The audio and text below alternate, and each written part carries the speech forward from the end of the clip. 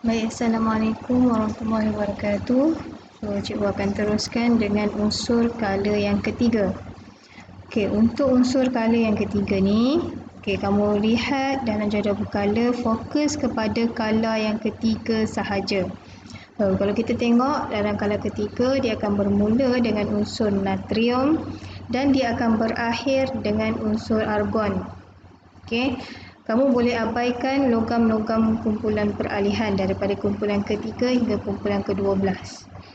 Okey, kalau kita tengok di sini nombor proton bagi unsur kala ketiga, okey, bagi natrium 11, magnesium 12, aluminium 13, silikon 14 sampai ke 18. Okey, so maksudnya dia naik satu-satu lah nombor proton dia. Okey, susunan elektron kamu boleh isi sendiri. Okey, kalau natrium 2.8.1, magnesium 2.8.2. Okey, cikgu nak kamu buat, okey, cuba penuhkan dahulu jadual ni. Okey. Kemudian tengok kepada, okey, kita tengok dahulu dekat sini. Kita boleh tengok dari segi perubahan saiz atom apabila berada merentasi kala daripada kiri ke kanan. Okey, bila merentasi kala daripada kiri ke kanan. Kalau menuruni kumpulan daripada atas ke bawah. Okey, kalau kita tengok dari segi saiz atom dia, apabila merentasi kala atau when across a period tree, okey, dia punya saiz atom dia akan menjadi semakin kecil. Okey, kenapa jadi semakin kecil? Nanti kita akan tengok ya. Sebab bilangan, bila kita kata kala yang sama, bermakna bilangan petala yang berisi elektron dia adalah sama. Semua ni ada 3 petala yang berisi elektron. Yang bezanya adalah bilangan elektron valence sahaja. Okey, kalau sodium bilangan elektron valence dia 1, magnesium bilangan elektron valence dia 2. Kalau argon bilangan elektron valence dia adalah 8. Okey, dari segi kekonduksian elektrik, electrical conductivity. Okey, yang sodium, magnesium, aluminium is a good conductor of electrical. Okay, pergi kepada yang kedua di sini. Okey, silikon dia adalah semiconductor. Okey, start daripada phosphorus sampai kepada argon dia adalah non-conductor. Maksudnya dia tidak boleh mengkonduksikan arus elektrik. Okey, dari segi physical properties. Physical properties start daripada sodium sampai kepada sulfur adalah berada dalam keadaan solid atau berpecah. Manakala klorin dan argon kedua-duanya berada dalam keadaan gas. Okay. Alkaline acidic properties. Okey, alkaline kita tengok di sini sodium dan magnesium. Okey, start daripada aluminium dan silikon is amphoteric. Amphoteric maksudnya dia ada kedua-dua sifat acid dan juga base. Okay, start daripada phosphorus, sulfur dan juga klorin dia adalah acidic, manakala argon adalah neutral. Okey, sebab kumpulan ke-18 telah mencapai susunan konfigurasi oktet dan duplet. Okey, dari segi metallic properties. Okey, metallic properties sodium, magnesium dan aluminium adalah metal, silikon adalah semi metal, phosphorus hingga ke argon adalah non-metal. Ini adalah rumusan awal bagi unsur kala ketiga 13. Okey. Kita tengok di situ. Sifat unsur apabila merentasi kala. Okey, apabila merentasi kala tu maksudnya daripada sodium sampai kepada argon ya. Baca daripada sodium pergi kepada argon.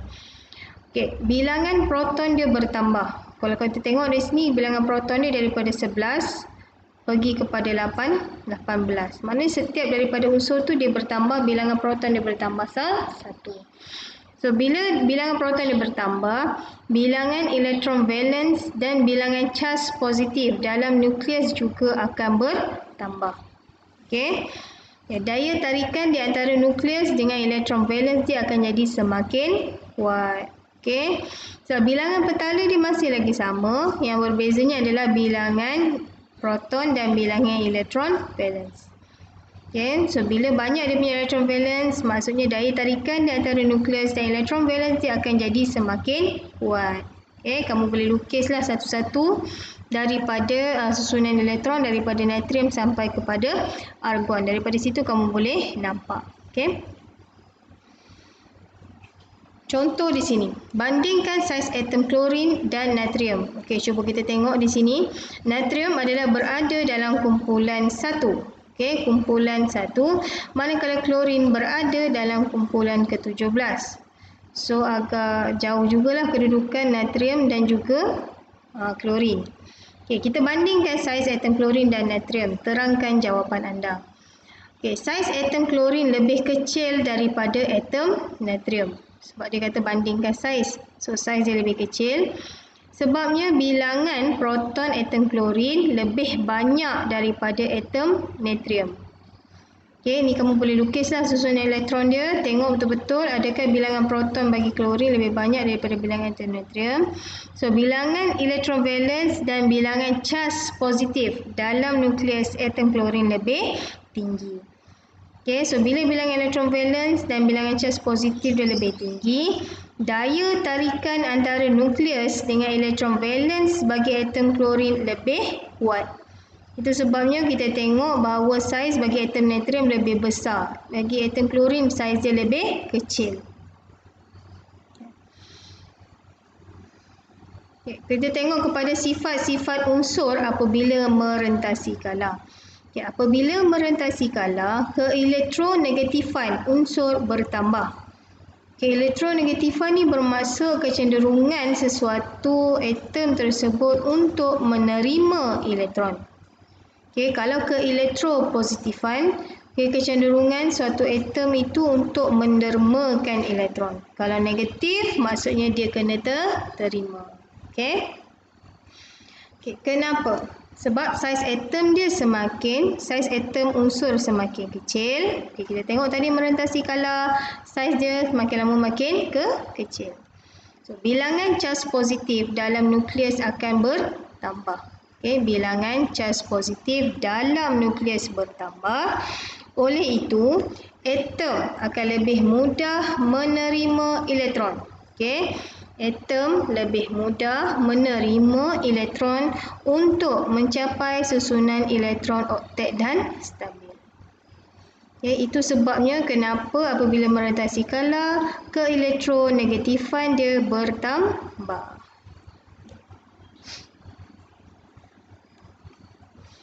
Apabila unsur bertindak balas dengan oksigen, okay, daripada natrium, magnesium, aluminium, silikon, fosforus, sulfur dan klorin. Okay, kalau kita tengok di sini, natrium oksida, sodium oxide dan juga magnesium oxide, dia adalah oksida base. Okay, manakala Al2O3, okay, aluminium oxide, dia adalah amphoteric. Okay, ataupun boksit kita panggil untuk Al2O3 ni. Dan satu lagi yang di hujung situ adalah oksida asid, ataupun kita panggil sebagai acidic lah. Okay, ini basic, ini amphoteric, yang ini acidic. Okay, so kegunaan unsur separa logam. Okay, dalam jadual berkala tu kalau kamu perhatikan betul-betul, kita ada unsur separa logam. Okay, apakah kegunaan unsur separa logam? Adalah sebagai semikonduktor. Okay, semikonduktor digunakan dalam industri mikroelektronik. Okay, mikroelektronik. Okay, kemudian kita tengok teruskan, sebab ni kalau 3 ni dia tak banyak, dia cuma tengok kepada perubahan sahaja. Okay, dan tadi rumusan cikgu dah bagi. Okay, kita tengok kepada unsur peralihan. Okay, unsur peralihan adalah unsur yang berada pada kumpulan ketiga sehingga kumpulan ke-12. Tengok dalam jadual berkala. Okay, ciri-ciri unsur peralihan. Okay, sama dengan ciri-ciri logam. Okay, berkilat, boleh ditempa, boleh mengkonduksikan haba dan elektrik, dan takat lebur dan ketumpatannya tinggi. Okay, manakala ciri-ciri istimewa dia, okay, sebab kadang-kadang dalam soalan dia akan tanya, okay, apakah ciri istimewa bagi kumpulan peralihan? Okay, yang pertama adalah sebagai mangkin. Mangkin ni adalah satu bahan, okay, yang kita boleh gunakan untuk mempercepatkan atau memperlahankan kadar tindak balas. Okay. Ini kita akan belajar nanti kemudian tentang mangkin. Okey, kita akan tengoklah sebab mangkin ni sifat dia spesifik. Dia kita tak boleh guna sebarangan. Okey. Kemudian mempunyai sebatian berwarna atau dia membentuk sebenarnya sebatian berwarna. Okey, sebab kalau kita tengok logam-logam lain kebanyakan warna dia adalah kelabu yang berkilat, okey, berkilat shiny. Tapi kalau macam kumpulan unsur peralihan ni dia ada warna dia sendiri. Contohnya kuprom 2 nitrat, kita ada apa nama tu, warna biru, okey. Dia ada warna-warna dia sendirilah, nanti kita akan tengok dari semasa ke semasa, okey. Kemudian dia akan membentuk ion yang kompleks. Okey, kalau kita tengok sebelum ni kita belajar, kita tengok ion dia biasa sahaja, tak terlalu kompleks. Okey. F, contohnya F minus, H plus, itu tak kompleks. Kalau macam yang kompleks tu kita tengok macam KMnO4, dia ada lebih daripada 2 unsur yang ditambahkan. Okey, potassium hexasulfurate, okey, ada banyak tu lah. Kemudian mempunyai nombor pengoksidaan yang berbeza. Okey, nanti kita akan tengoklah apa yang dimaksudkan dengan nombor pengoksidaan. Okey. So itu adalah ciri-ciri istimewa bagi unsur peralihan. Okey. Dia punya penerangan yang lebih lanjut, kalau siapa yang kurang jelas yang macam ni, cikgu akan terangkan nanti apabila kita di dalam kelas lah, sebab lebih mudah sebenarnya untuk terangkan di dalam kelas. Okey. So untuk tajuk yang keempat kita dah tamat. Okay, cikgu harap kalau ada apa-apa yang masih lagi tidak faham, boleh jumpa cikgu dengan segera. Okey. Kita jumpa lagi. Assalamualaikum.